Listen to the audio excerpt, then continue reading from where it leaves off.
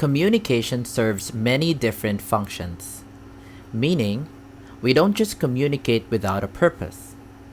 Whenever we talk to someone, we hope to accomplish a specific goal, whether we are conscious about it or not. In this lecture, you will learn 5 different functions of communication and the 7 C's of effective communication. The first function of communication is control.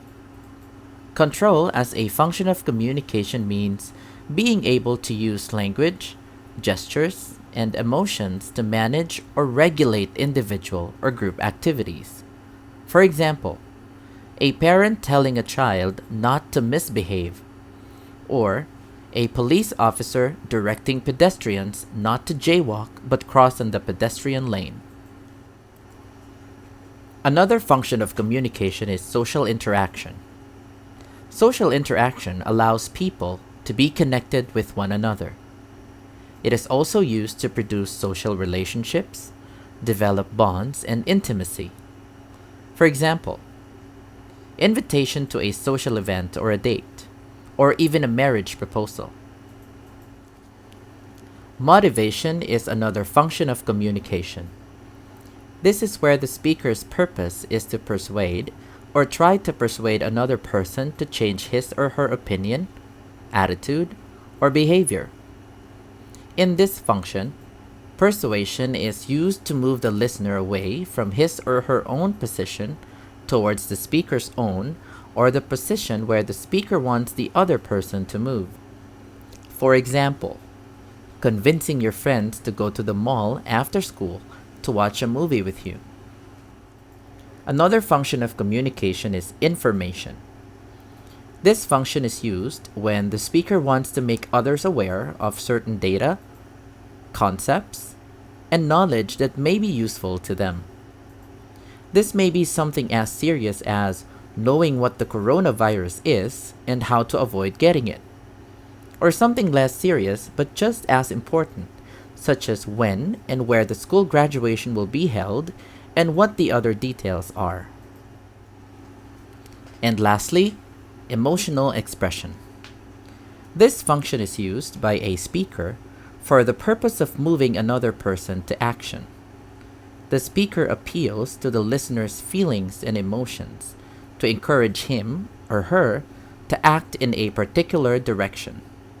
For example, organizations posting moving pictures of an area that has been devastated by a certain disaster, asking for donations.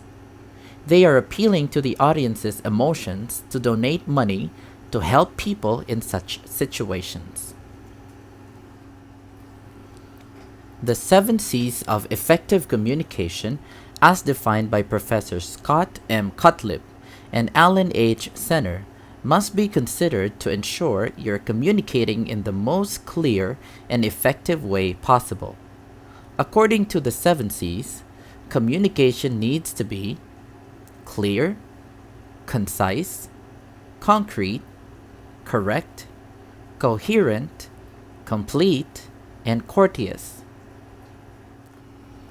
Clearness.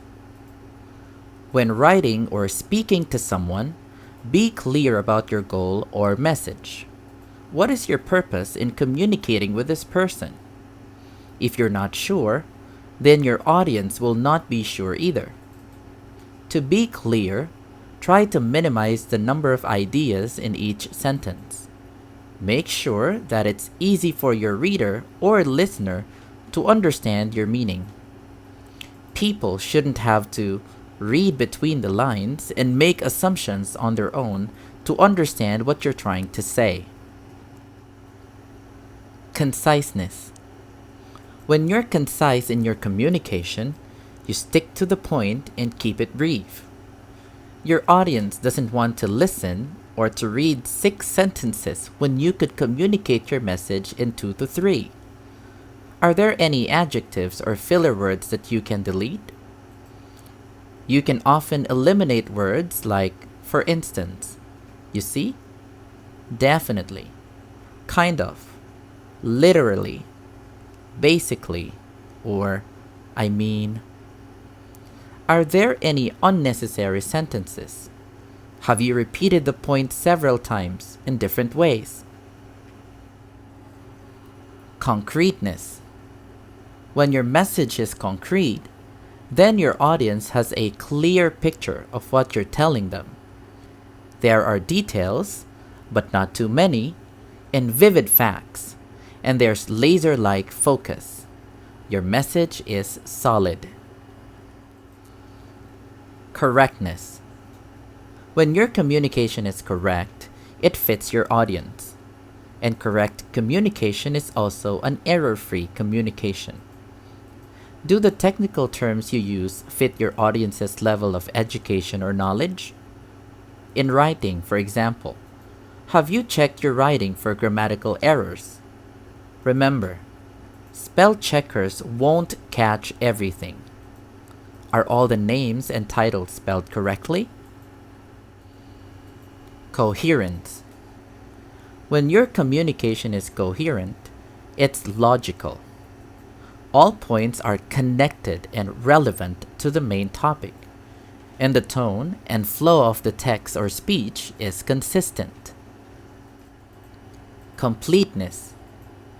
In a complete message, the audience has everything they need to be informed and, if applicable, take action.